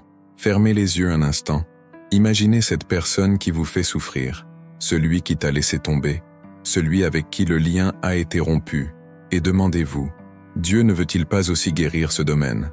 De ma vie, mon anxiété est-elle juste de la peur, ou est-ce une résistance à l'action divine? Croyez-vous vraiment que Dieu ne peut pas restaurer ce que le monde entier appelait autrefois l'irréversible? Beaucoup disent que le temps guérit tout, mais le temps sans pardon n'est qu'une extension de la douleur. La guérison est ce que Jésus fait lorsqu'il trouve un cœur prêt à obéir même dans la peur. Alors, choisissez aujourd'hui de remettre ce conflit entre ses mains. Choisissez aujourd'hui d'arrêter d'alimenter des scénarios de guerre et de commencer à semer les graines de la paix. Car même si l'autre partie ne répond pas comme vous l'espériez, vous aurez fait votre part, et c'est la liberté. C'est une guérison. C'est Jésus qui vous parle. Et si la suite était encore plus surprenante, l'attente était silencieuse, à l'exception du léger souffle du vent dans les plis de la toile. Sarah entendait de loin la conversation entre son mari Abraham et 3 mystérieux visiteurs arrivés dans la chaleur de la journée. Elle ne le savait pas encore, mais à ce moment-là, l'éternité traversait le temps. L'un d'eux dit quelque chose d'impossible. « Je reviendrai vers toi à cette époque de la vie, et voici Sarah, ta femme, aura un fils. » Et puis elle a ri. Il rit parce que son âme était déjà fatiguée d'attendre. Elle riait parce que son cœur, brisé par tant de saisons d'attente, ne croyait plus que quelque chose de nouveau puisse arriver. Ce rire n'était pas un rire de joie, c'était un rire d'incrédulité déguisée, un mécanisme de défense émotionnelle qui résonne encore aujourd'hui chez beaucoup d'entre nous. Combien de fois avez-vous ri, non pas par plaisir, mais par désespoir, par ironie, par incrédulité? Quand je serai vieux, est-ce que j'aurai encore du plaisir? Murmura Sarah, riant d'une promesse qui semblait se moquer de sa réalité. Le texte biblique dit qu'elle était derrière lui, à la porte de la tente, écoutant tout en silence. Mais Dieu l'a entendu, et c'est ici que commence le moment le plus déconcertant. Le Seigneur demande à Abraham, et indirectement à elle, pourquoi Sarah a-t-elle ri? Est-ce que quelque chose serait trop difficile pour le Seigneur? Ce n'était pas seulement une réprimande, c'était un appel à la foi au milieu du désespoir. Dieu a non seulement identifié le rire, mais il a également exposé la blessure qui se cache derrière. Avez-vous déjà remarqué que parfois ce qui fait le plus mal n'est pas la souffrance elle-même, mais le temps qu'elle dure? Une attente prolongée transforme les prières en souvenirs, les rêves en cicatrices, la foi en silence, et le cœur, blessé par des déceptions répétées, se met à rire des promesses de Dieu, non pas parce qu'il ne les veut pas, mais parce qu'il a peur d'espérer à nouveau. C'est un mécanisme de défense. Rire pour ne pas pleurer. Rire parce que croire fait mal. Sarah représente l'âme anxieuse qui a déjà abandonné émotionnellement avant même que Dieu n'agisse. Et ce genre d'anxiété est sournois. Ne crie pas. Ne tremblez pas. Cela ronge l'espoir jusqu'à ce que vous commenciez à vous habituer à l'absence de miracle. Mais le retard de Dieu est-il un déni ou une préparation? Votre rire d'aujourd'hui n'est-il pas précisément le lieu où Dieu veut manifester la réponse la plus surprenante de votre vie? Jésus vous parle maintenant. Ni l'âge, ni la logique, ni les statistiques, ni le temps ne sont capables d'empêcher ce qu'il a décidé d'accomplir. La question de Dieu à Sarah résonne encore aujourd'hui. Y a-t-il quelque chose de trop difficile pour le Seigneur? Et la réponse est un non, catégorique. Même si vous ne pouvez pas le dire pour le moment. Le plus impressionnant est que Dieu n'a pas abandonné Sarah, même après son rire. Il n'a pas annulé la promesse. Je n'ai pas changé les plans, parce que Dieu voit au-delà de l'incrédulité momentanée. Il voit le but éternel. Même lorsque votre foi vacille, sa fidélité demeure. Ce que Sarah pensait était déjà trop tard. Dieu a considéré exactement le bon moment. Cela signifie que même si tout en vous dit « il est temps », le ciel pourrait dire « c'est le moment exact ». Le miracle ne dépend pas de votre état émotionnel. Cela dépend de sa parole. Si vous avez déjà ri des promesses de Dieu parce que vous pensiez qu'il était trop tard, commentez maintenant « je choisis de croire ». Peu importe si vous avez vécu un passé frustrant, si vous avez essayé et échoué, si vous avez prié et n'avez rien vu se produire. Jésus vous parle. Son temps ne manque jamais. Et plus encore, il n'est pas offensé par votre douleur. Il la transforme. Dieu ne répond pas par la colère à votre incrédulité, il répond par une promesse. Et c'est pourquoi cette histoire se termine avec la naissance d'Isaac, qui signifie « rire ». Le même rire né de la douleur s'épanouit désormais comme le fruit d'un miracle. C'est la rédemption. C'est la grâce. C'est Jésus qui vous parle. Ce qui était un motif de honte deviendra un motif de témoignage. Et si ce qu'on vous à enseigner sur l'attente dans la foi était incomplet? Et si la foi ne consistait pas à ne jamais douter, mais à continuer, même lorsque le doute s'installe? Sarah n'était pas parfaite, mais elle a été choisie, tout comme toi, parce que Jésus ne recherche pas une foi inébranlable. Il recherche des cœurs bien disposés, et même les sceptiques, les fatigués, ceux qui ne croient plus, peuvent être visités par lui. Si ce mot vous parle, cliquez sur « J'aime » comme un acte de foi. Votre semblable peut être l'instrument de Dieu pour atteindre d'autres vies. Envoyez cette vidéo à quelqu'un qui est sur le point d'abandonner, parce que peut-être que tout ce dont cette personne a besoin aujourd'hui, c'est d'entendre qu'il n'est pas trop tard. Et si je vous disais qu'il y a quelque chose que presque personne ne réalise dans cette histoire? Le vrai miracle n'était pas la naissance d'Isaac, c'était la renaissance de la foi dans un cœur fatigué. Mais ce n'est pas tout. Quelque chose d'encore plus puissant est sur le point d'être révélé. La poussière du désert marquait encore les pieds de la femme de Lot lorsqu'elle hésitait. Le ciel était en fureur, la terre tremblait et les anges hâtaient leurs pas. Mais même si tout s'effondrait derrière elle, quelque chose à l'intérieur de cette femme ne pouvait toujours pas lâcher ce qui restait derrière elle. L'ordre était clair. Fuyez pour sauver votre vie, ne regardez pas en arrière. Mais elle a regardé. En un instant, son histoire s'est transformée en tragédie. Et ce geste, simple, humain, mais fatal, l'a transformée en statue de sel. Un corps debout entre le passé qui la consumait et l'avenir qu'elle ne parvenait pas à embrasser. Qu'a-t-elle vu en regardant en arrière? La maison? Les projets? Les obligations? Ou était-ce simplement le reflet d'une anxiété qui l'empêchait de croire que Dieu avait quelque chose de plus grand devant elle? La Bible ne nomme pas cette femme. Cela devient un symbole. Symbole de chaque cœur piégé dans une époque déjà révolue, mais qui exerce toujours un contrôle sur les sentiments, les décisions et surtout la foi. Jésus vous parle maintenant. Y a-t-il quelque chose dans votre vie qui aurait dû être laissé derrière vous, mais qui retient encore votre âme? Cela peut être une relation toxique, un traumatisme non traité, une culpabilité dont on ne peut se débarrasser, une identité construite sur la douleur. Vous courez en avant, mais votre regard reste fixé sur ce qui était. Et c'est ainsi qu'apparaît l'anxiété. Elle naît non seulement de la peur de ce qui va arriver, mais aussi de l'illusion que le passé était plus sûr. Et lorsque vous vous accrochez à ce que vous avez perdu, vous commencez à ne pas croire ce que vous pouvez gagner. Le problème du regard en arrière ne réside pas dans l'acte physique, mais dans ce qu'il révèle. Un cœur divisé.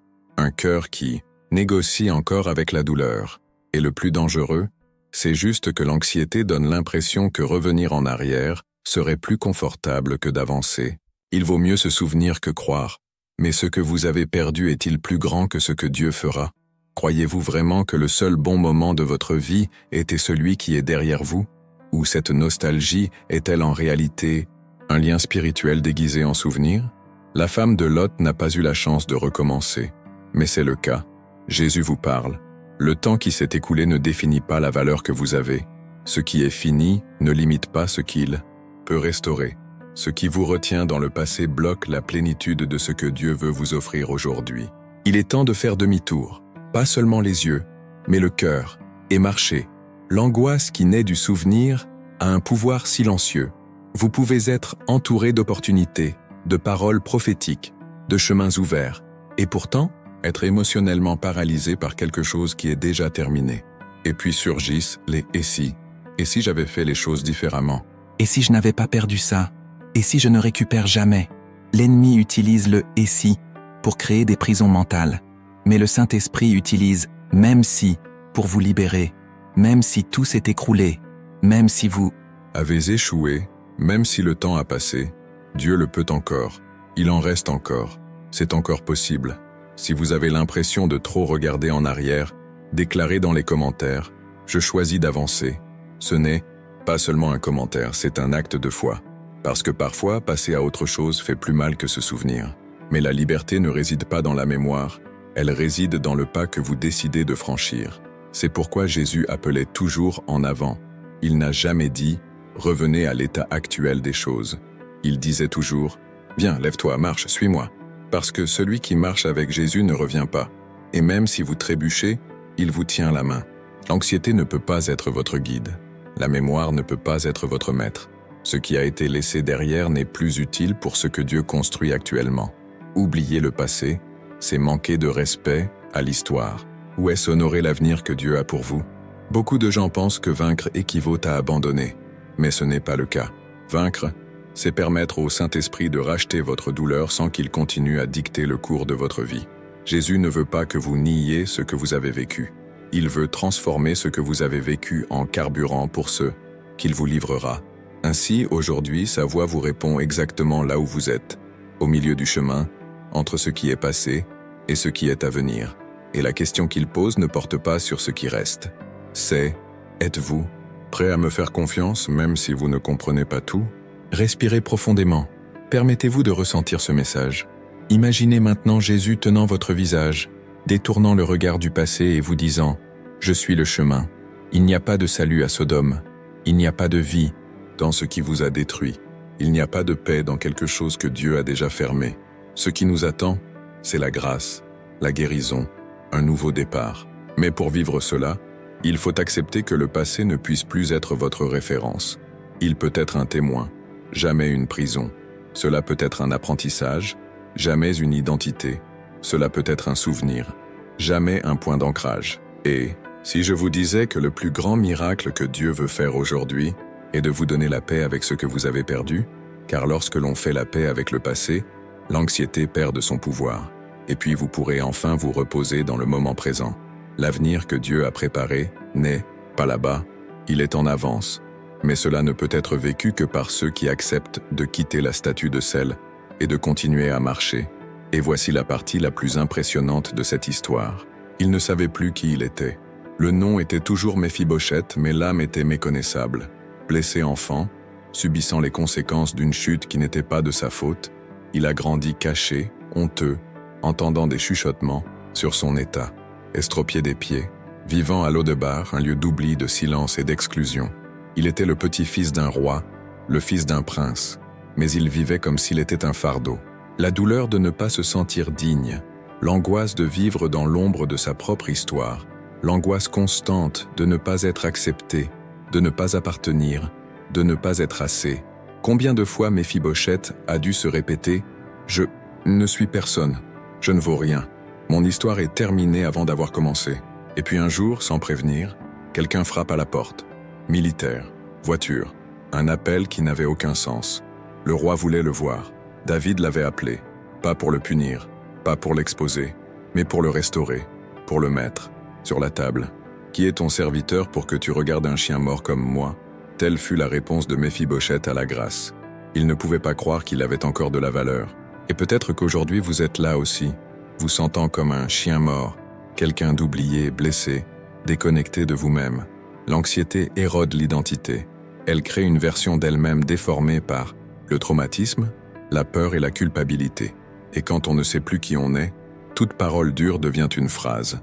Tout rejet devient une condamnation. Jésus vous parle. Votre identité n'est pas dans votre handicap, votre douleur ou votre chute. C'est dans la promesse. Avez-vous déjà remarqué comment l'ennemi tente de transformer votre douleur en identité? Comment vous convainc-il que ce qui vous est arrivé définit qui vous êtes? Si vous avez été abandonné, il dit que vous êtes rejeté. S'il a échoué, il dit qu'il est un échec. S'il a péché, il se dit indigne. Mais la croix annule ce récit. En Christ, vous n'êtes pas ce qui vous est arrivé. Vous êtes ce que Dieu dit que vous êtes. Méphibosheth était estropié, mais il n'a pas été rejeté. C'était caché, mais on s'en souvenait encore. Il ne se considérait pas comme un héritier, mais la grâce le considérait comme un fils. Si ce mot vous a parlé à l'âme, écrivez dans les commentaires. J'ai une place à la table du roi. Peu importe ce qu'ils disent de vous. Peu importe le nombre de fois où vous avez été laissé de côté. Lorsque le roi vous appelle, personne ne peut vous arrêter. L'anxiété peut même essayer de vous paralyser, mais la voix de Dieu vous élève. Il n'est pas nécessaire d'être parfait pour être accepté. Dieu ne recherche pas des personnes impeccables, mais des cœurs bien disposés. Méphibosheth ne marchait pas, mais il fut porté devant le roi. Et savez-vous ce qui est le plus puissant? Il n'en est plus jamais reparti. La Bible dit qu'il mangeait toujours à la table de David. Si ce mot vous est parvenu, cliquez sur « J'aime » comme acte de foi. Votre like pourrait être la clé qui transmettra ce message à quelqu'un qui se sent indigne aujourd'hui. Partagez aussi. Ce mot doit trouver les cœurs brisés comme le vôtre l'était autrefois. Et si je vous disais que votre plus grande blessure pourrait être la porte vers votre plus grande vocation? Que ce qu'on vous a fait croire était quelque chose dont vous aviez honte? pourrait-il être exactement ce que Dieu utilisera pour manifester sa gloire? L'anxiété essaie de cacher qui vous êtes. La grâce révèle qui vous avez été. Créé. À l'eau de bar, vous survivez. À la table du roi, vous vous épanouissez. Ce qui définit votre voyage, ce n'est pas la chute, c'est qui vous élève. Croyez-vous vraiment que vous ne valez rien? Ou vous a-t-on appris à vivre comme quelqu'un d'invisible? Méphibosheth était caché mais jamais oublié. Son nom était encore rappelé dans les cieux, même s'il était ignoré sur terre. Et le nom de Jésus suffit encore à restaurer ce que le monde a essayé d'effacer en vous. Vous avez une place, même si personne ne vous a invité. Vous avez un héritage, même s'ils vous ont laissé de côté. Vous avez un avenir, même si vous pensez ne plus avoir la force de continuer, parce que le roi ne vous a pas oublié. Méphibosheth n'avait rien à prouver. Il n'avait pas besoin de marcher jusqu'au palais. Il n'avait pas à se justifier. Il vient de répondre à l'appel. Et vous? Continuerez-vous à vous cacher derrière d'anciennes douleurs, ou accepterez-vous l'invitation de la grâce? Jésus vous appelle maintenant. Il ne veut pas vous exposer. Il veut te guérir. Il veut vous donner un nouveau nom, un nouveau lieu, une nouvelle vision de qui vous êtes. Vous êtes plus que votre anxiété, plus que votre histoire, plus que votre diagnostic. Tu es un fils, tu es une fille, et à la table du roi, il y a toujours de la place pour un de plus. Mais ce n'est pas tout. Quelque chose d'encore plus puissant est sur le point d'être révélé. Elle n'avait qu'une poignée de farine, un peu d'huile d'olive, et un plan désespéré. Faire un dernier miche de pain, nourrir son fils et mourir. C'était tout. Le lendemain n'existait plus pour cette veuve de Sarepta. L'anxiété n'était pas un visiteur occasionnel, c'était un locataire permanent dans son âme. Et peut-être qu'à un moment donné de votre voyage, vous avez ressenti cela aussi. Comme si tout était fini, comme s'il n'y avait aucune issue, comme si ce qui lui restait entre les mains était si peu que cela ne valait même pas la peine de se battre. Mais c'est précisément à ce point de rupture, là où la vie semblait rendre son dernier souffle, que Dieu est intervenu. Fais-le pour moi d'abord. Ces paroles prononcées par Élie ne semblaient pas avoir de sens. Comment quelqu'un qui n'avait presque rien pour elle pouvait-il être appelé à donner? Comment quelqu'un au bord de l'effondrement émotionnel pourrait-il soutenir un prophète? Comment pouvez-vous faire confiance quand tout ce que vous voyez est la rareté? Parce que l'anxiété crie, c'est fini.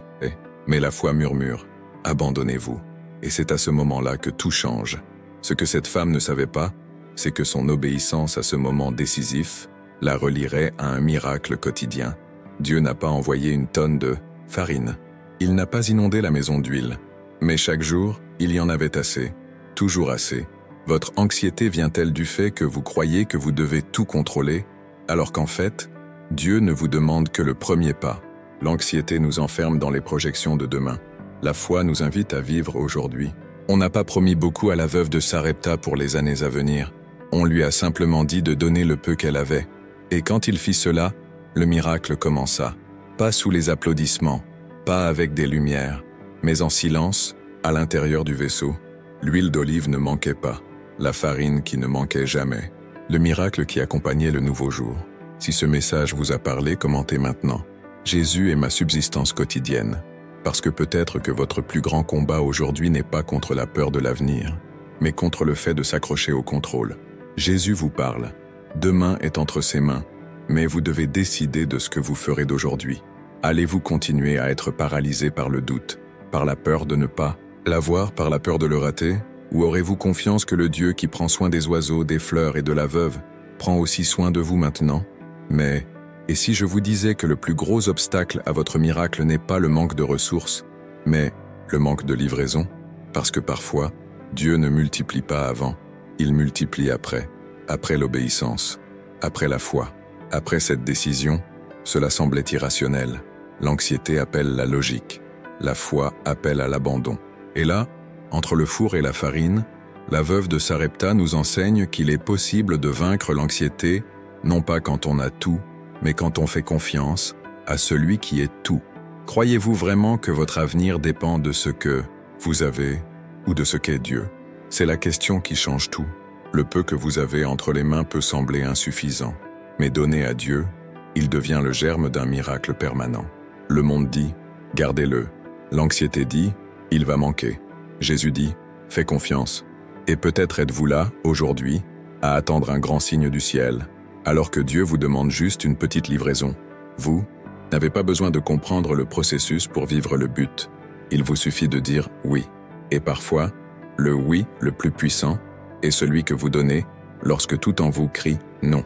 Quand tu es fatigué, quand tu es dépassé, quand tu penses que tu n'en peux plus, c'est à ce stade que la vraie foi s'épanouit, pas en excès, mais dans la rareté, pas par la force, mais en capitulation, pas sous contrôle, mais en confiance. Le pétrole ne s'est multiplié que parce que quelqu'un a décidé de croire en l'invisible. Et c'est peut-être aujourd'hui que Jésus vous dit exactement cela. Ayez confiance, donnez ce que vous avez, et je m'occuperai du reste.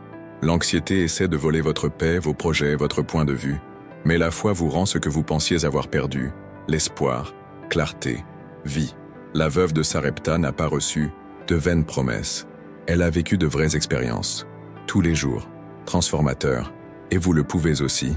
Peu importe si ce que vous avez semble trop petit, Dieu n'a jamais eu besoin de grand-chose pour accomplir l'impossible. Il a juste besoin de tout votre cœur, votre livraison sincère, de votre confiance même si elle est fragile.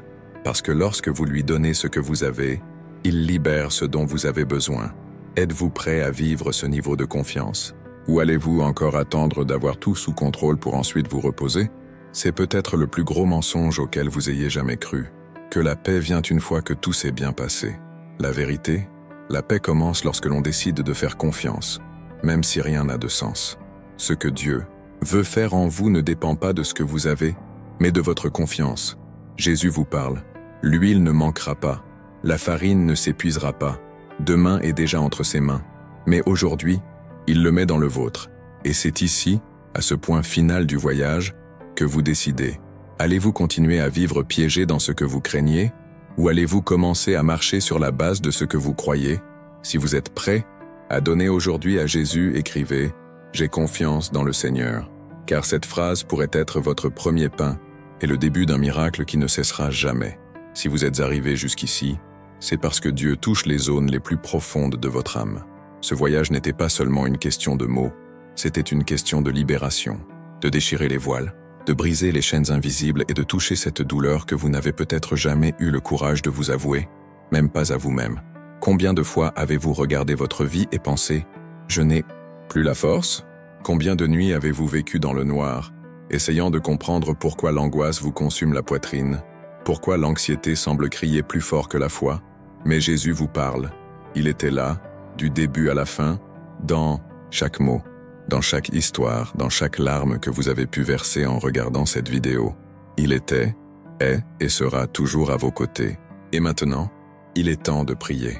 Si vous sentez que quelque chose vous a profondément touché, que ce message vous a ému d'une manière inexplicable, alors n'ignorez pas ce moment. Ne retardez pas ce que Dieu commence maintenant. Il veut terminer le travail, mais pour cela, il faut vraiment ouvrir son cœur. Respirez profondément. Fermez les yeux. Faites taire les distractions. Maintenant, c'est entre toi et le ciel.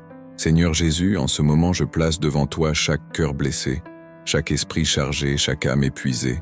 Je prie pour ceux qui sont en morceaux à l'intérieur, qui sourient à l'extérieur, mais qui à l'intérieur implosent en silence. Jésus, visite maintenant les sous-sols sombres de l'âme, ces lieux où l'anxiété a élu domicile. Brisez le pouvoir des paroles négatives qui ont été libérées.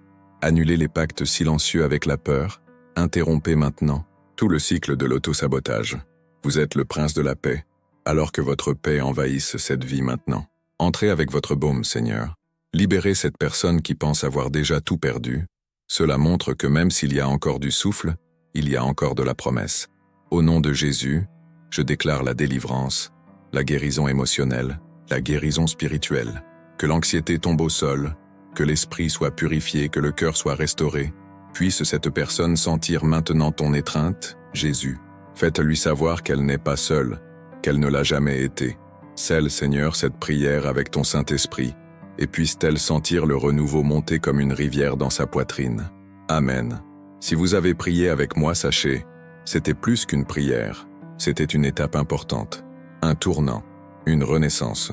Et si vous êtes arrivé jusqu'ici, c'est parce que Dieu travaille dans votre vie. Mais ce qu'il a commencé maintenant n'est pas encore terminé. La vidéo qui apparaît sur votre écran est la suite de ce mouvement. Ne partez pas sans regarder. Pourquoi? Ce qui viendra ensuite pourrait être exactement ce qui était nécessaire à votre libération complète. C'est comme si Dieu avait laissé là la clé qui clôt ce cycle de guérison, et vous sentirez dans votre cœur que vous avez besoin de le voir. Si ce message vous a parlé, commentez. Je suis allé jusqu'au bout. Ce n'est pas seulement un commentaire, c'est une déclaration de foi, un témoignage public que vous avez enduré jusqu'à la fin et que Jésus œuvre en vous. Partagez ce message avec quelqu'un qui souffre en silence.